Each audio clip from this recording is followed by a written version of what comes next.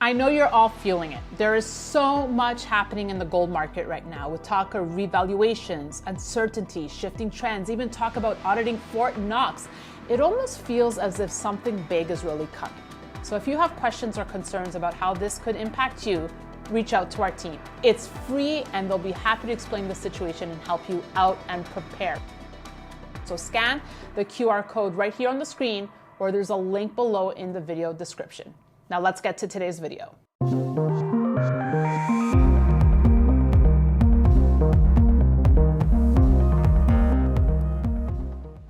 The number of Canadians fleeing Canada for the United States has hit a 10-year high. Why?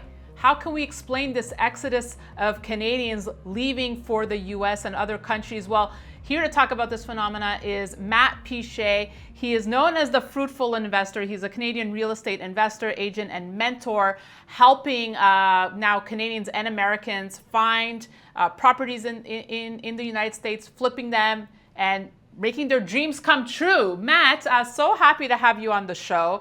I found you because your content kept appearing in my Instagram feed, and I thought, I gotta get this guy on the show. I love your stuff. Awesome. Well, thank you for having me on. So I just want to give folks a little bit of your background. You're a fellow Canadian like myself. You're from Kitchener. You're now looking to move full-time to the United States. You work in the United States, but just tell us a little bit about your background. I mean, I read you were a carpenter running a renovation business, and now you've just built this whole new empire of real estate. How did you tell us a little bit about your journey here? Yeah, so my dad was a carpenter, his dad was a carpenter, so after high school, I just kind of fell into it, also became a carpenter, finished my apprenticeship, and then started my own business renovating properties strictly for investors. I like to work with investors more, it's just kind of the way I think. And then as I was helping these investors renovate their properties, they kept saying, Matt, I wish you were a realtor. The realtors I'm working with don't really understand investing, cash flow, you already know all that, you know construction, you should be a realtor. And I thought, well, I don't want to be a carpenter forever, obviously. So I got my realtor license in like 4 months back then when you could. Became a realtor, also specializing with investors, and then started investing myself. We bought 150 properties, mostly all in Kitchener-Waterloo for myself and my partners. And yeah, now we're transitioning down to the US. Wow. So you are one of the Canadians that made the exodus from Canada to the US. I know you've been covering this trend. Obviously, economic factors are probably the number one issue, but why don't you highlight for us some of the reasons that you think so many Canadians are looking to get out? Yeah, number one, first and foremost, is taxes. That's always the big complaint. When you start building your business and making more money, and you start paying a crazy amount of taxes, 50% plus, you kind of start thinking there has to be a better way. So I think that's the first one for most investors, most builders, people building in real estate, taxes. Second is just regulation, right? It takes forever to build a house, to get a permit. It takes like 18 months to get a shovel in the ground. It's just crazy. Whereas here in the US, in Florida, where I am right now, you can literally get a permit approved in 2 to 4 weeks. You're good to dig, you're good to pour the foundation. It costs way less, right? To get a permit to build a house in Kitchener, Ontario, for example, is about $180,000 before you even put a shovel in the ground. Like, it's just not like that in the US. And that's part of the housing crisis, and we can go deep on that, but that's part of the problem in Canada, right? So for all those reasons, that's kind of why Canadians are, I think, starting to look at the US more. Yeah, about the housing bubble. I mean, look, we've been talking about, if we focus on Toronto, Vancouver, how long have we been saying, oh, this, the prices have to come down, the bubble has to pop, and yet it's not happening. We can talk about the various reasons as to why. I mean, what do you see? What's the future you see for housing in Canada right now? Yeah, I just see it to keep going up. I personally think we're just entering the next cycle of real estate, and that's going to go up. And there's many reasons for that. The biggest reason that I think most people don't talk about is the socioeconomic factor of millennials. We're the biggest generation, and we all want to buy homes right now. We all want to get out from mom's basement and own a home. So you have this giant sector of the economy who wants to buy a home. So when those rates start coming down, what do you think millennials are going to do? They're all going to buy homes, and that's most likely not going to bring prices down. There's not enough supply. So is that why it's so much more pronounced in Canada than in the United States? Yeah. Because we don't have the supply, and with all obviously the talk of the immigration in Canada, there's just not enough homes to go around. So it's like, when are people ever going to be able to buy a house? It's just going to get harder and harder. It's awful. But I don't think there's going to be any relief anytime soon other than interest rates coming down, making it more affordable on a monthly basis. But price-wise, they're going to keep going up. So what areas do you like in the United States? Like where are you finding that there is like the best opportunity right now? Yeah, so we typically like the more southern states, the red states. So Texas, Florida, Georgia, Tennessee, South Carolina, North Carolina. These are more landlord-friendly states. You have more rights as a landlord. Building permits are issued faster. It seems like these states want you to come. They want your business. Whereas in Kitchener-Waterloo, Cambridge, London, Ontario, all these places, they don't want your business. It takes forever to get a permit. It costs so much money. Builders want to build, but the numbers just don't make sense, whereas they make more sense here. How difficult is it for, I just had my friend up in Montreal sent me a voice note this morning saying, I guess they just got hit with over a foot of snow, so it just amplifies the whole thing. But she's like, I got to get out. How do I move to the U.S.? Some folks just feel like it's just impossible. To get a green card or a working permit. Is it really that difficult? I would would think so. I would say it's simple, but it's not easy. But the fastest way to get your visa to live in the US and build your business is an E2 visa. That's the most popular one for investors, for business owners. And to boil it right down, the requirements of that are you have to spend $100,000 on your business and have a clean record, obviously, in Canada. And that's pretty much it, honestly. It's pretty simple to get it. How do you feel? You're looking to move full time to the U.S. Is there anything from Canada that you feel you're going to miss? Less and less, honestly, other than the obvious one, family and friends, obviously, but the weather down here is obviously amazing. Things are cheaper, housing is cheaper, gas is cheaper, food is cheaper. It's just, at this point, I feel honestly a better life, especially for the weather. Now, for someone like me, I'm really big on sunshine and living and being outside, so that's a big one for our family, but that's the obvious one. Look, I know your content has been really blowing up, obviously, with talk of President Trump wanting to adopt Canada, it become the 51st state. A lot of us are just thinking, okay, this is just, obviously, it's never going to happen. But seriously, what are your thoughts on that? And what are you hearing from your fellow Canadians?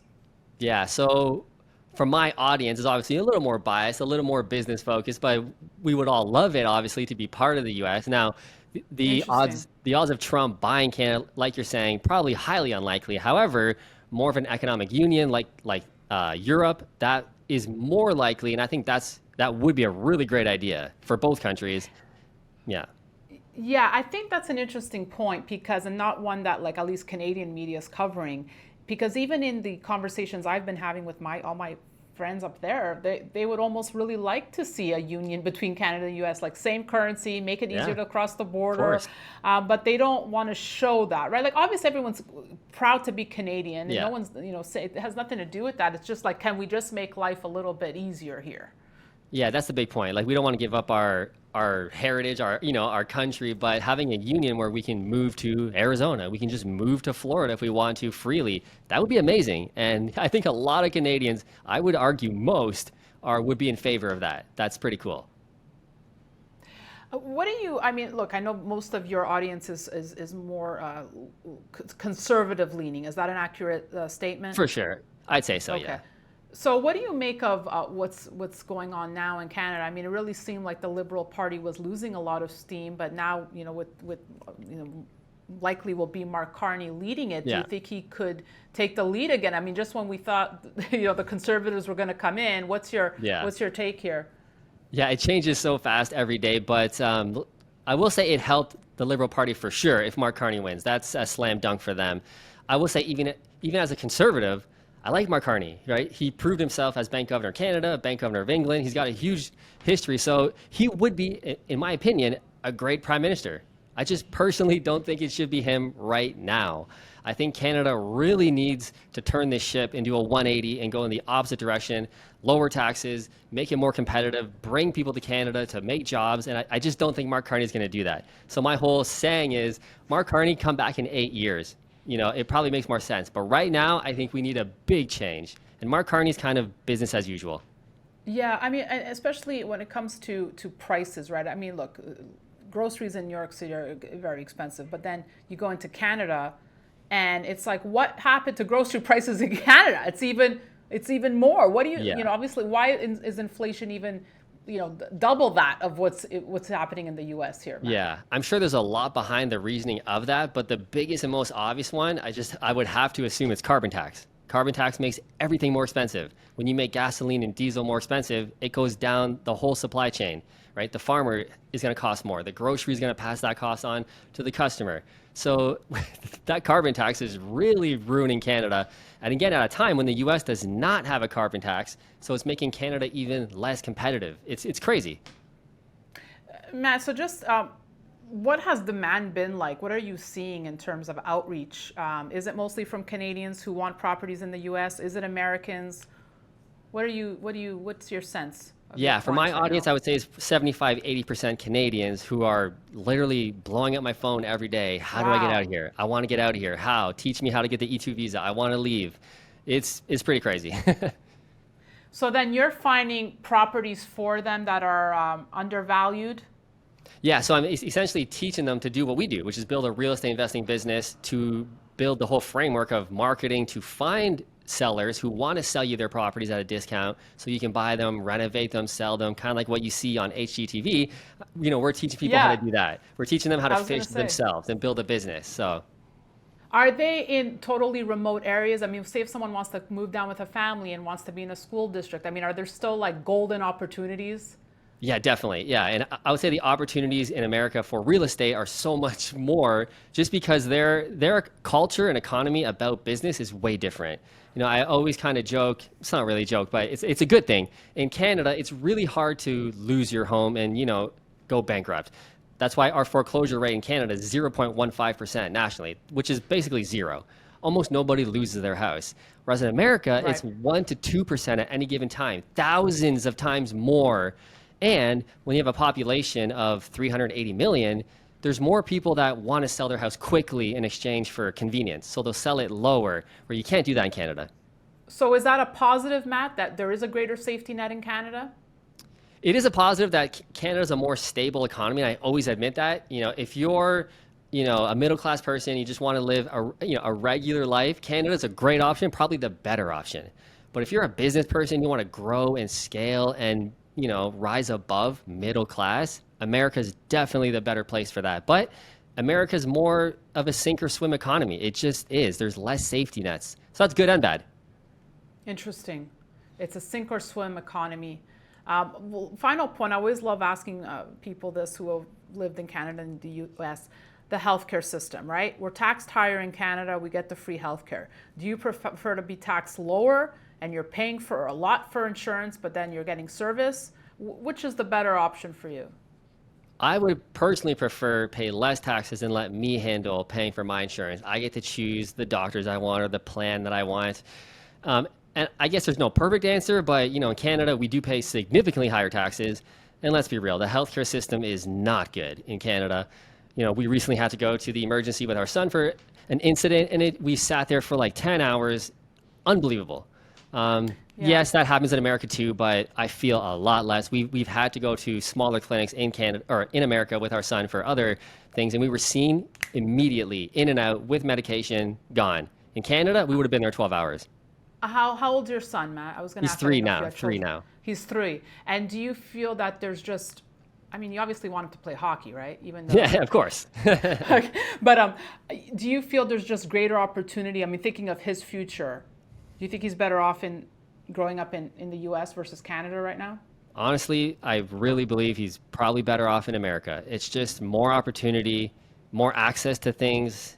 I mean, everything's here, right? Everything is here. Google, Microsoft, Facebook, Hollywood, everything is in America. So there's just more opportunity here.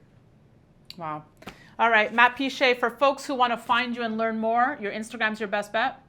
Best place, yeah, Matt Piche on Instagram. All right. Great speaking with you. I see you will be at a conference with one of our great friends, Robert Kiyosaki. Yes. Yeah. Can't wait for that.